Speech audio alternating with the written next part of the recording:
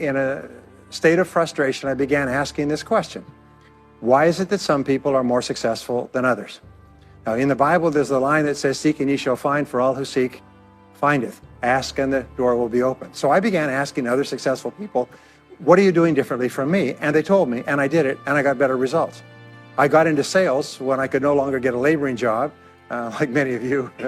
And in sales, I noticed that one of the guys in my company was making 10 times as much as anybody else, and he was selling the same product out of the same office at the same price to the same people under the same conditions, and he was making 10 times as much as anybody else. So I went and asked him, what are you doing differently from me? And he told me, and I did it. Now, what I discovered, which changed my life and which brought us here today, is I discovered the law of cause and effect. The law of cause and effect, sowing and reaping, action and reaction, is the great universal or iron law of the universe. What it says is that everything happens for a reason, is that there are no causeless effects, is that even if we don't know what is causing the effect, we trace it back. It's the basis of the scientific process, of all medical research, of all marketing, of all business, is if you can define an effect that you want, you can trace it back and find somebody who at one time did not have that effect, and then find out what they did, and then do the same things, and you eventually get the same results. We say that success is not an accident. Failure is not an accident. Success leaves tracks. So if you just follow the tracks of other successful people, no matter where you're starting from, you eventually get to the same place that they get. Well, this was a shocker for me because, and I learned later in psychology, by the way, that one of the two most important things we need to have to be happy and healthy is a sense of control, a feeling that we are in control of our lives, that things are happening for a reason, and a sense of coherence, a feeling that things fit together. Well, when I realized the law of cause and effect explained everything, I thought, wow. So in sales, I went to the top of my sales force. I read and I learned, attended courses, and especially I applied what I learned. And then when I got into sales management, I again read the books and took the courses and asked for advice. And when I got into real estate and importation and development and manufacturing and distribution and a whole series of businesses over the years, the first thing I did is I asked, how does it work? How do people succeed in this field? And then I buried myself and immersed myself. I spent hours and hours and hours studying, and then I did what the most successful people did. Interesting point. We say that nature is neutral. In other words, nature doesn't care who you are. It doesn't care if you're tall or short or male or female or black or white, educated or uneducated. Nature doesn't care. All that nature cares is that you do what successful people do. It's like making a recipe. Nature doesn't care if you follow a recipe. If you follow the recipe exactly, you get the dish. Nature doesn't care who's doing it. And that's the wonderful thing about our society. It's basically like justice. It's blind, is nature doesn't care. In fact, there are a lot of people who are not as smart and not as talented as you who are doing vastly better than you, not because they're better, but because they're just following proven success methods. There's nothing that will make you madder than to see somebody who's dumber than you, who's making more money than you, right? Have you had that experience? So what we do is we use proven success methods. We just find out what they are and we do them over and over again. Quick point, nothing works the first time, okay? Please understand that. Nothing works the first time. What is the average number of times that a person tries with a new goal before they give up? Can you guess? Well, the average is less than one, because most people give up before they try even once. They say, that's a great goal. I'd love to be financially independent. And then they give up. They don't even try. They say, but I couldn't because of this and because of that and so on. And then they move away to a wonderful place called Someday I'll. You ever heard of Someday I'll? Someday I'll start saving money. Someday I'll get out of debt. Someday I'll lose weight. Someday I'll start a business. Someday I'll get serious about my finances. And most people live on Someday I'll. Your job and my job is to vote yourself off the island, right? And we start taking control of our lives. Well, about some years ago, I was called by a major businessman, and he asked me if I would do a talk for his 800 entrepreneurs that own separate franchises within his organization on how to become a self-made millionaire. And I said, sure. When you're a young speaker, you agree to speak on any subject. Sure, I'll speak on that subject. Now, I was just like most people. When I was young, I wanted to be a millionaire by the time I was 30. And when I hit 30, I put it off to 35. And as I got to 35, you put it off to 40, and then you kind of just don't look at it anymore. You forget about it and feel the deck is stacked against you. Well, I was about 38, 39 when he called me up and asked me. I said, sure, no problem. And I said, now, what do I know about self-made millionaires? And this is a shocker. I didn't know anything. Oh, I knew that they had more than $1 million, but that's a real basic piece of knowledge, So I started thinking, what do I know about it? So I began to study them. And that's when I found out that they've been studied so thoroughly, is we know everything there is to know about them. They are a source of incredible fascination. And there's 50 years of research. So I began to read the studies and find out where they came from and what they did and how they thought and where they started and the decisions they made and the kind of people they were. One of the things that I learned, by the way, is that becoming a self-made millionaire is not the important thing. What is really important is the person you have to become a self-made millionaire. You have to become a totally different human being. One of my friends says that in order to achieve something you've never achieved before, you have to become someone you've never been before. And it's a really important insight, is the qualities that you need to develop, qualities on the inside to become a self-made millionaire, are incredible qualities that make you a vastly better person. Not only better in terms of character, determination, discipline, decision-making, strength, and so on, but they make you a far better person. They round out your character in a far better way. So that the real payoff of becoming wealthy is not because you can eat more, because how many more meals can you eat? How many more clothes can you wear? But it's the kind of person that you become, and then the kind of people that you associate, the kind of life that you have. And so the things that we're going to talk about now, and I know that you're some of the smartest people in our country, so I'm going to give you these ideas very quickly, like dealing cards. What I found in my research is that there's a series of qualities that self-made millionaires have. If you have these qualities, your success is virtually guaranteed. And if you don't have these qualities, the qualities are learnable. Point number one is that all business or sales skills are learnable. All financial skills are learnable. If you can drive a car, you can learn any skill. If you can drive a car, you can learn the skill. Now, number two is you're probably only one skill away from doubling your income right now. You're probably only one skill away from setting yourself on the road to becoming a self-made millionaire. That turns out to be the case for almost everyone. And if you don't know what that skill is, maybe over the course of the time we spend together, it'll jump out at you. But whatever it is, you've got to find it out and go to work on it, because it is learnable. It's a learnable skill. People say, well, I've never been very good with money. Well, get over it. Fact of the matter is, you can learn what you need to learn to achieve anything that you want to achieve. So, the success secrets of self-made millionaires. Give yourself a score of 1 to 10. And if you are weak on one of these, it can be enough to hold you back. If you're strong on all of these, then there's no limit to what you can accomplish. The first is to dream big dreams. Dream big dreams.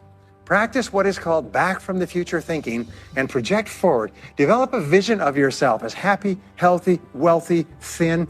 Practice what top people practice, which is what is called idealization.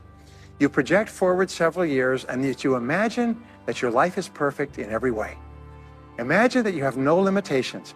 Imagine that you have all the time and all the money and all the friends and all the contacts and all the education, all the experience, and that you could be or have or do anything you want in life. If you could, what would it be? If your life were perfect in 5 years, what would it look like? How much would you be earning? How much would you be worth? What kind of a family life would you have? What kind of health would you have? What kind of car would you be driving? What would your life be like if you could wave a magic wand and make it perfect in every way? Now, what we have found is this is the starting point of great riches, and it's the starting point of great success in life, is for you to have a dream or a vision of a wonderful future. Here's an exercise that we give people in our audiences, is take a sheet of paper and make up what is called a dream list. Now imagine this is kind of like a kid's Christmas list, and that it just allows you to just run wild and just write down everything that you could think of that you could possibly want. I had a friend who I taught this to, and he got so excited about it, he bought a spiral notebook, and he began writing. And he'd go through the newspaper, and every single thing he saw in the newspaper that was nice, he wrote it down as goal. He ended up, first time through, with 330 goals. By the end of the month, he had 500 things that he wanted. The interesting thing was that his life exploded. He activated the law of attraction, and he began to attract into his life people, circumstances, ideas, resources, insights that began to move him toward the accomplishment of the goals and began to move the goals toward him. Number two is to do what you love to do. Whenever you find people who are really successful in life, they're people who do what they love to do. They love their work. The great rule for success in life is to find something that you love to do and then find a way to make a living doing it. Now, when you find what you love to do, it'll be something that gives you energy, it motivates you, it enthuses you, it's probably something that you were meant to do from the time you were born. And when you ask self-made millionaires, what sort of work do you do? They'll often say, I've never worked a day in my life. I just do what I like to do. I had a graduate in my course once who came up to me and said, you know, that's interesting. He said, when I was a little boy, I loved to study airplanes. He said, I got airplane books and I had airplane models and I had toy planes and then I got into competitions with remote controlled planes. He said, when I grew up and went to school, I studied aeronautical engineering. He said, today, he said, I'm 35. He said, I own 3 companies. One builds small aircraft. Another one repairs and services small aircraft. Another one is in leasing and chartering small aircraft. He said, I've never worked a day in my life. He said, I've just played with planes since the time I was a kid. So one of the things that you can do is go back to the time when you were young, as a child between the ages of 7 and 14, before you discovered boys or girls, and what is it that you really love to do? And you'll often find that within that is something you're supposed to do as an adult. Number 3 is commit to excellence. Now this is really, really important, and I had a hard time with this as a young man because I was never good at anything. I was never picked for any team, and if I was picked, I was the first person cut. I got lousy grades in every class. I got fired from multiple jobs. I even got fired from a job pumping gas once. Can you imagine that? Being fired for pumping gas because you're no good. They came out and said, you're no good at pumping gas. How can you be no good? Little old ladies can pump gas. And here I was no good at pumping gas. Anyway, so I got fired. I went from job to job. And then I discovered that all people who are successful are excellent at what they do. You know the old question they asked Willie Sutton, the bank robber, why do you rob banks? He said, well, that's where the money is. Well, being in the top 10% is where the money is. So what you have to do is you have to pay any price and make any sacrifice to get into the top 10% in your field. Now, here's the good news. If you're doing what you love to do, you will want to be in the top 10% in your field. If you don't want to be excellent at what you're doing, it means you're in the wrong field. It just means that you're marking time, you're treading water. And there's a lot of people who are in their field and they do their job and, you know, they go home at night and don't think about their work and so on. And this kind of an attitude means that you have no future. You have a very shaky present. That crackling sound you hear is the ice breaking under your feet, okay? And you have no future because if you're not doing what you love to do and throwing your whole heart into it, you're just marking time. But everybody is designed so that there is something that you love to do that you can do well. And the fact that you love it means that you probably have the ability to excel at it. So make this decision to get into the top 10%. And let me tell you what changed my life. Here I was struggling in my late 20s, and I learned this. It was a breakthrough thought, is that everybody's in the top 10% started in the bottom 10%. Everybody who's doing well was once doing poorly. Everybody who is at the top of your field today was once not even in your field at all and didn't even know it existed. What that means is that if you're willing to pay the price and work hard and make the sacrifices, you can get into the top 10%. Now, how long does it take? It doesn't take a week or a month. Most people are really impatient. And to achieve mastery in your field takes 5 to 7 years. People say 5 to 7 years. Geez, I'll be 5 to 7 years older before I start enjoying the big rewards. Well, how much older will you be in 5 to 7 years anyway? Now, here's an important point. Are you ready? The time is going to pass anyway. The time is going to pass. 5 to 7 years from now, 5 to 7 years will have passed. The only question is, are you going to be at the top of your field, or are you still going to be down there with the mediocre 80%? And the wonderful thing is this is nobody's better than you, and nobody's smarter than you. If anybody else is at the top of their field, it means that you can be at the top of your field. Just go to them and find out how they got there, because they started at the bottom. Now, it may take longer for some people and less for others, but everybody who puts one foot in front of the other and keeps moving eventually gets there. And that's where all the rewards are.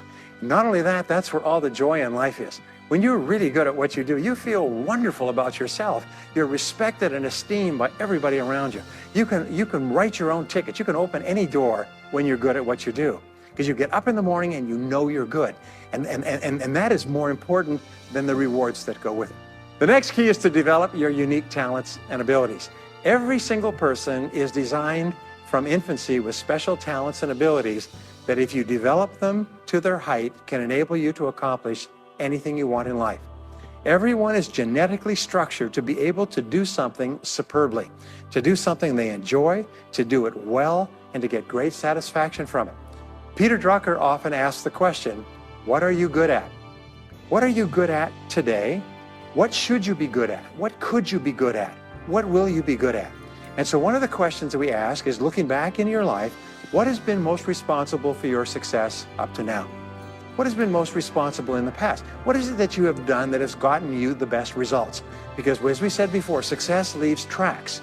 And if you look back into your past, you'll often find indicators that guide you to your future. Do you remember that fellow that won $300 million in the lottery? He was a high school physics teacher, and they asked him what he's going to do with it. He said he's going to take a week off and then get back to work because he doesn't want to give up his job teaching high school physics because he loves his work so much. That is a person who's in the right place for him. And now he can just drive to it in a nicer car. Anyway, now the next key to becoming a self-made millionaire is to see yourself as self-employed. What we found is the top 3% of adults in our society see themselves as self-employed. They see themselves as in charge of their own lives.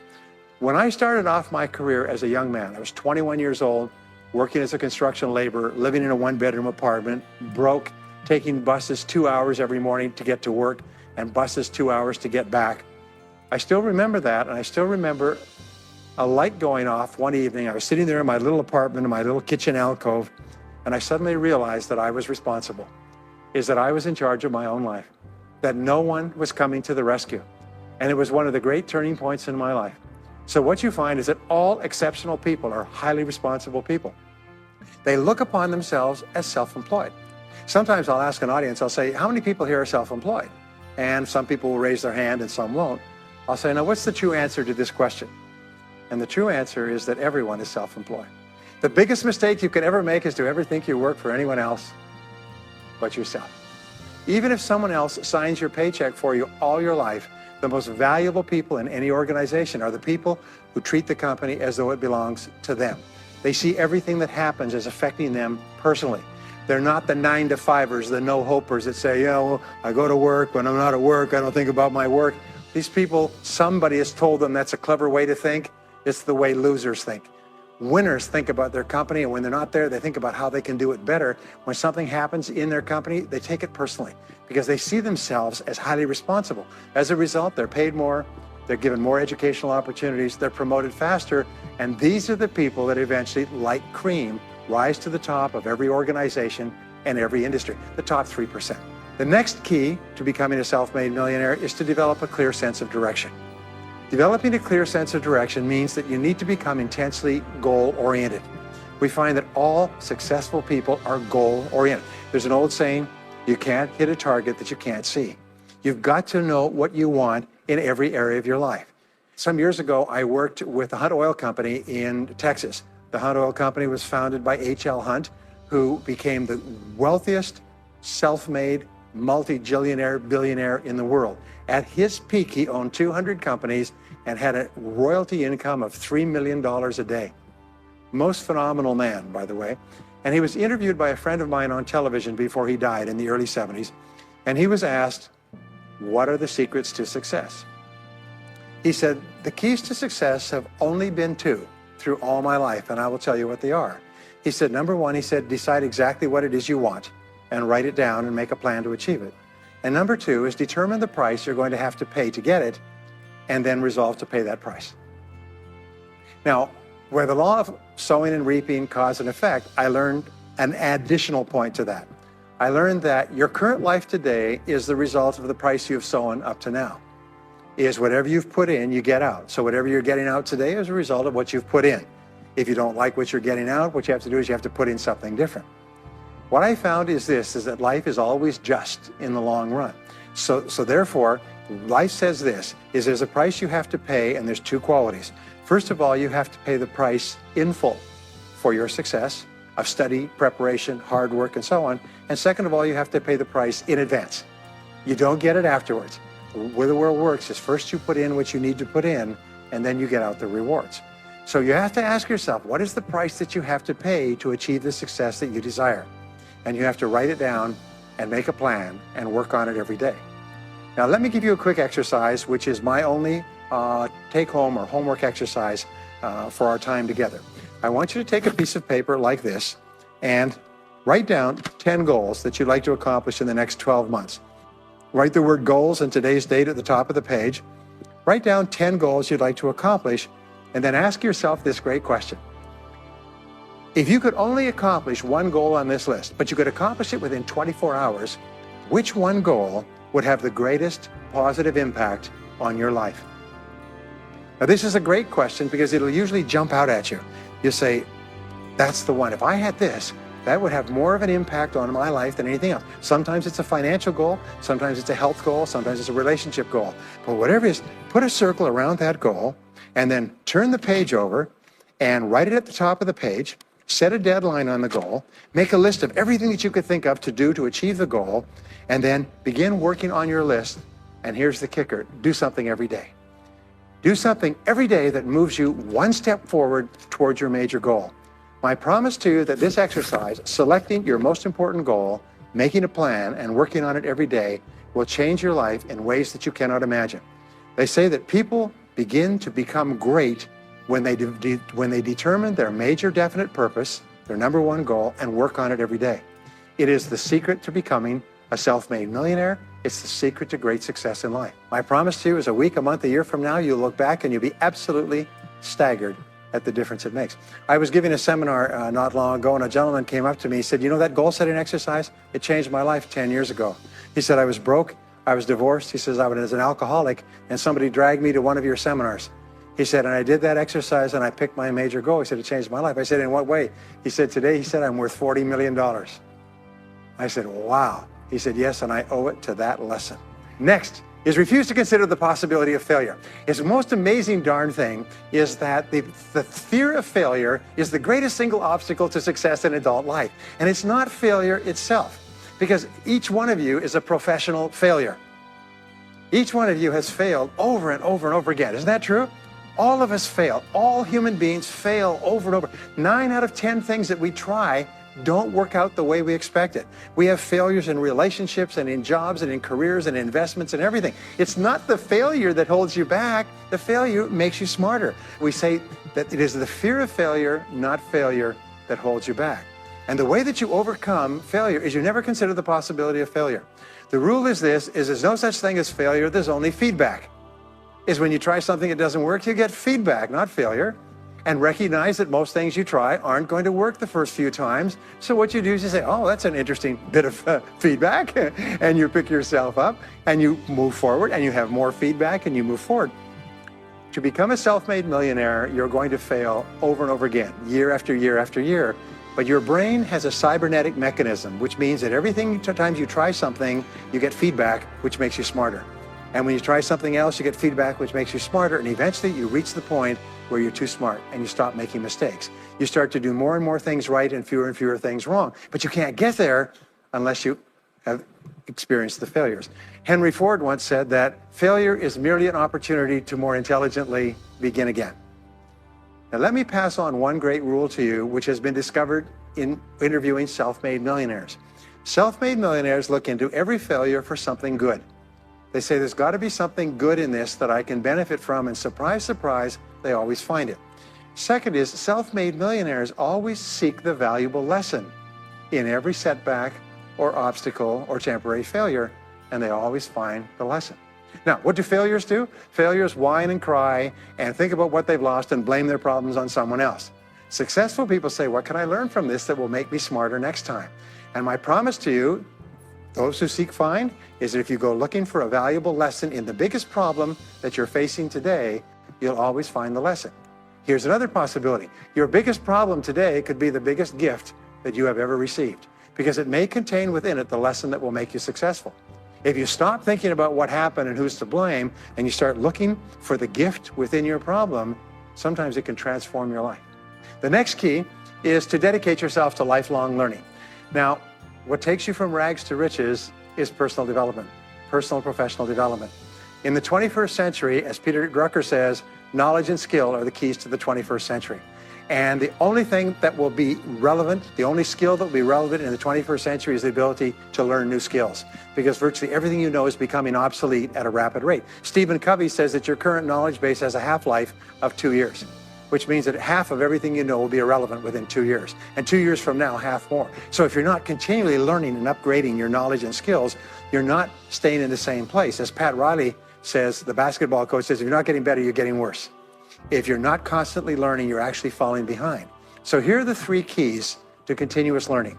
Number 1 is read in your field 30 to 60 minutes each day. In other words, turn off the television, turn off the radio, put aside the newspaper, and just read in your field. The very best places to read, by the way, are books. Read books, the best-selling books written by the most successful people in your field, because books contain a wealth of riches that can enable you to function at a far higher level, to get much better results than you could before. So read 30 to 60 minutes a day. I've had people tell me, countless people over the years, that reading an hour a day has doubled and tripled their income within a year. The second thing you do is take every course that you possibly can. The courses and seminars that are available to you in your field that are given by professionals that are courses that have been developed over years and years and years. They have been tested and tested and tested. The person who is talking to you for several hours has spent thousands of hours learning their subject.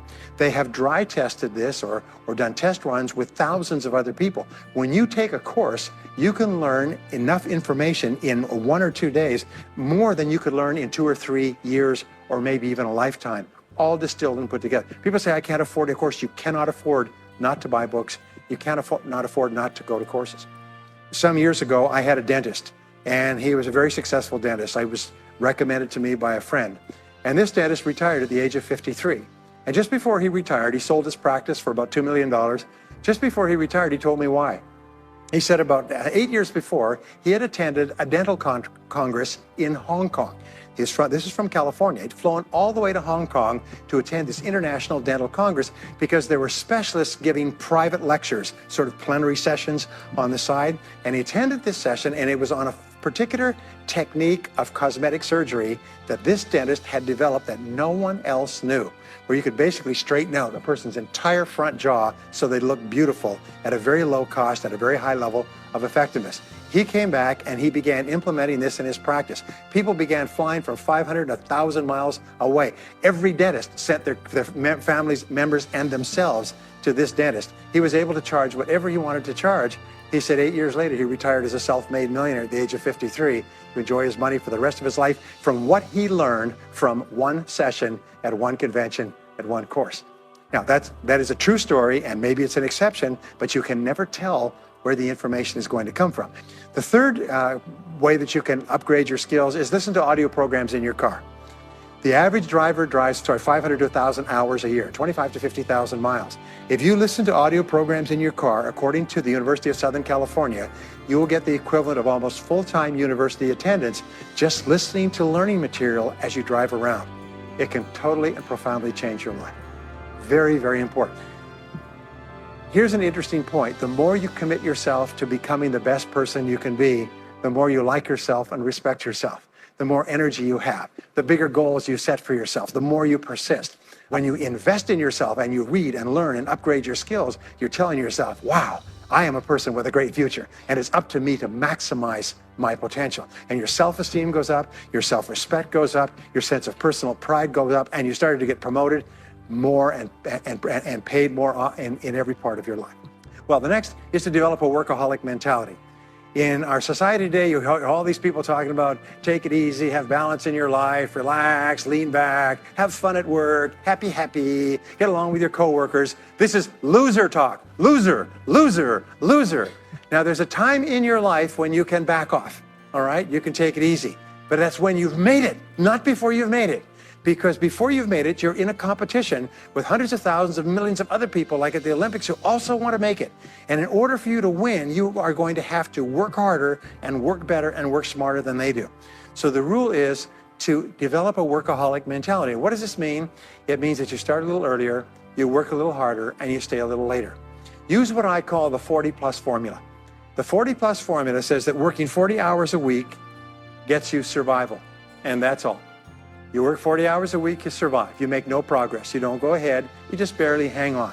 Every hour that you invest in your work or yourself over 40 is an investment in your future. So you can tell what your future is going to be with unerring accuracy by looking at how many hours over 40 you put in.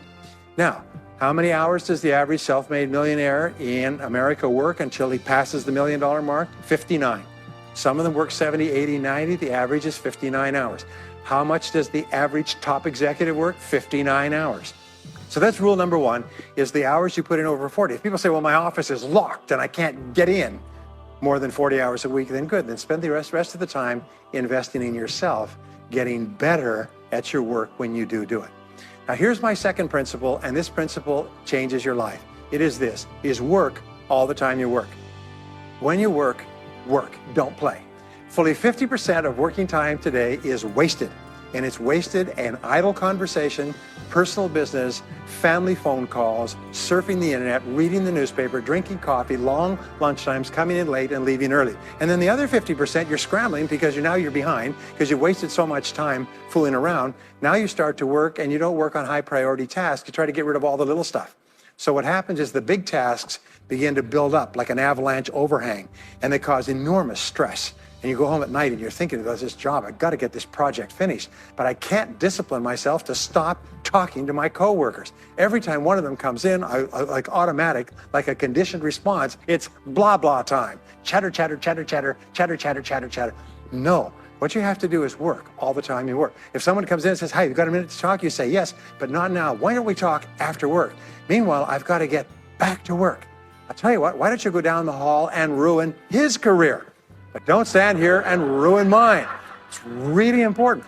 There's a great story of a little girl goes to her mother and says, Mommy, why is it Daddy always brings his briefcase home and he works in the evenings and he works on the weekends and he doesn't spend any time with the family? And she said, well, honey, you have to understand, Daddy can't get all his work done at work, so he has to bring it home. She said, why don't they put him in a slower class? Next key is to get around the right people. This is a key for becoming a self-made millionaire, is get around the right people. Dr. David McClellan at Harvard did studies for 25 years looking into why it is that some people succeeded greatly in life. What he found was as much as 99% of your success in life is going to be determined by what he called your reference group. Your reference group are the people with whom you habitually associate. They're the people that you associate with at work, the people you associate with home, your church, your political party, your social circle. What he found in working with people is that changing a person's reference group totally transformed the way they think. Why? It's because we are like chameleons and we absorb through the skin the attitudes, the opinions, the behaviors, the style of dress, the style of speech of the people with whom we associate most of the time. If you start to associate with winners most of the time, you find that they have a totally different worldview. They're positive, they're upbeat, they're focused, they're learning, they're growing, they're positive at what they're doing, and you start to become like that. We know that our relationships determine 85% of our happiness or unhappiness in life. In other words, if you have bad relationships, personal relationships, they will drag you down worse than a sea anchor. If you work for a bad boss, it'll destroy all your joy in work. If you have one negative coworker, they found that one negative person in an office can cast a blackness over the whole office because of his or her negativity. And so the most important thing you do is you choose your relationships with care and only associate with people that you like and respect and enjoy being around. Next is be prepared to climb from peak to peak. One of the keys to becoming a self-made millionaire is to realize that life is never one continuous train. It's always up and down. So it goes up. Like if you climb a mountain peak, you have to go down into the valley before you climb the next peak. So all of life is cycles and trends. All of life is cycles and trends. And there's up cycles and there's down cycles and there's up trends and there's down trends. The question is, what is the general direction of your trends? We say this, is that life is 2 steps forward and 1 step back. Successful people focus on the 2 steps forward and then they protect themselves on the downside. They build up cash reserves. They put in stop loss orders on their stock market. They very carefully watch what they're doing. So they try to maintain that 2 steps up and then make sure that the 1 step back is not so far. And then they want to make sure that this curve is generally upward so that each time there's a step back, they're still further ahead than they were before. The next one, which is to develop resilience and bounce back. Developing resilience and bouncing back is one of the key qualities of self-made millionaires because, as I said right at the beginning, most things won't work. This is a very interesting point, is that you're going to be knocked down over and over again. And what we know, as my friend Charlie Jones says, is you have to bounce, don't break. And when things go wrong, bounce. And so what I learned many years ago was this interesting technique of what is called mental rehearsal. And mental rehearsal says that you mentally prepare for the inevitable downturns before they occur. So you say, all right, in the course of life, things are going to go wrong, but when they do, I'm not going to become upset. I'm not going to get mad or angry or anything else. I'm just going to take it and learn from it and pick myself up and keep going. Sometimes I ask this question, does anybody here have any problems? And everybody says, yes, everybody's got problems. Well, here's the rule, is all of life is a continuous series of problems. They never end. The problems just keep on coming, like the waves of the ocean. The only break in this unbroken series of problems will be the occasional crisis. So life will be problem, problem, problem, problem, problem, problem, crisis. Problem, problem, problem, problem, problem, crisis. It's like the waves of the ocean. 6 problems and a crisis, 6 problems and a crisis. Which means that everybody here is either in a crisis right now, has just gotten out of a crisis, or is just about to have a crisis. So what we have found is this: the hallmark of superior people, 30 years of research, is how you respond to a crisis. How you deal with problems and how you respond to a crisis. And what we have found is this, is superior people look for the solution to every problem. They don't allow themselves to become upset and angry. When something goes wrong, they say, okay, what's the solution? And they become intensely solution-oriented. When you have a very intense problem, that stimulates creativity to solve the problem. So what you do is you write and define the problem clearly. If you have a problem, you say, wait a minute, what is my problem? What is it that I'm worried about? And write it down. And the very act of defining a problem clearly often triggers the solution to the problem. One last technique that I want to give you with regard to your major definite purpose. And if you only do these 2 things as a result of our time together, they will transform your life. You've already identified the one goal that can have the greatest positive impact on your life. Now what you do is you take that goal and you write it at the top of a page in the form of a question. And you say, let us say your goal is to double your income. That could have a major impact on your life. You say, what are all the things that I could do to double my income in the next 12 months? Write it as a clear question. Even better, if you're earning $50,000 a year today, right? What could I do to earn $100,000 over the next 12 months? The more specific the question, the better. Then you devote yourself to writing 20 answers to this question. You must write a minimum of 20 answers. Work harder, work smarter, start earlier, stay later, change occupations, upgrade my skills, whatever it is, keep forcing yourself to write till you've written 20 answers. We call this mindstorming. The first 3 to 5 answers will be easy. The next 3 to 5 answers will be difficult. The last 10 answers will be incredibly difficult.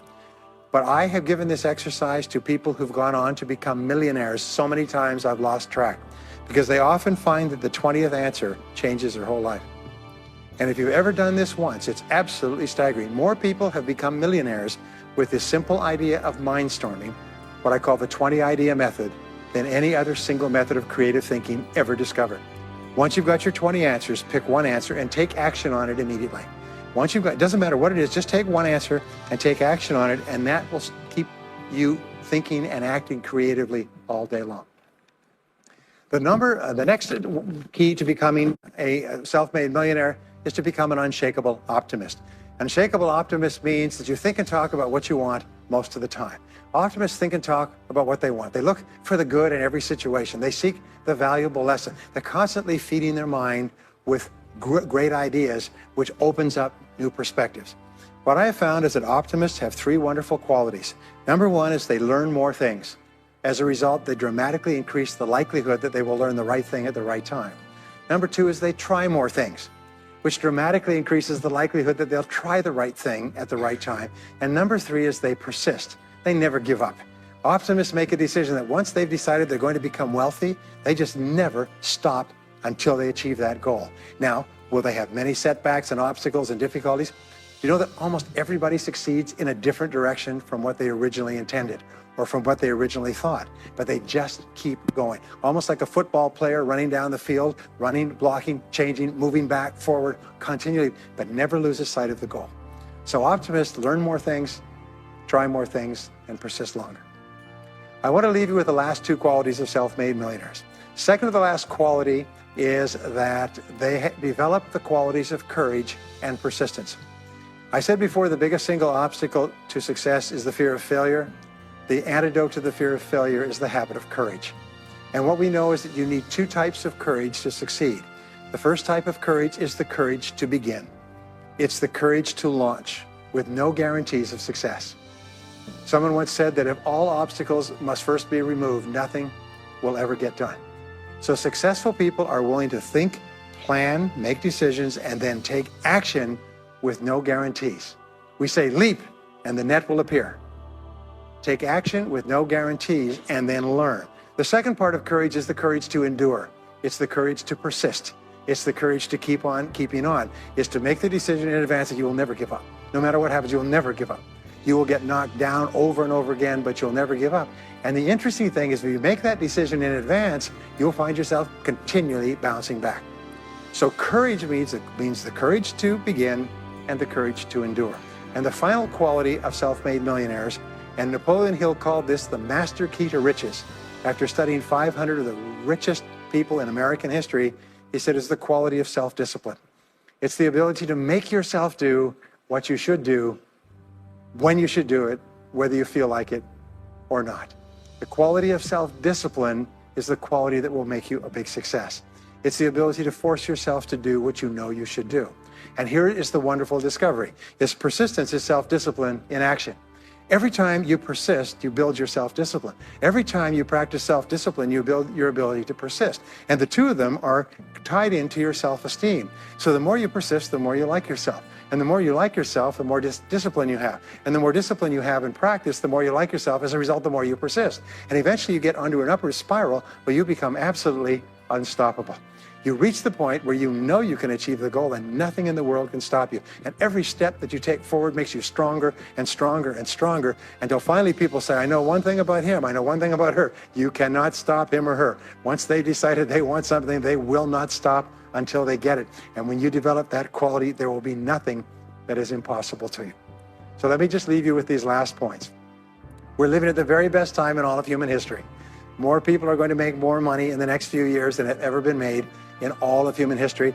More people are going to become millionaires and are becoming millionaires today at a faster rate than we've ever thought possible. And no one is better than you and no one is smarter than you. And if you do what other self-made millionaires do, then nothing in the world can stop you from eventually getting the same results as other self-made millionaires.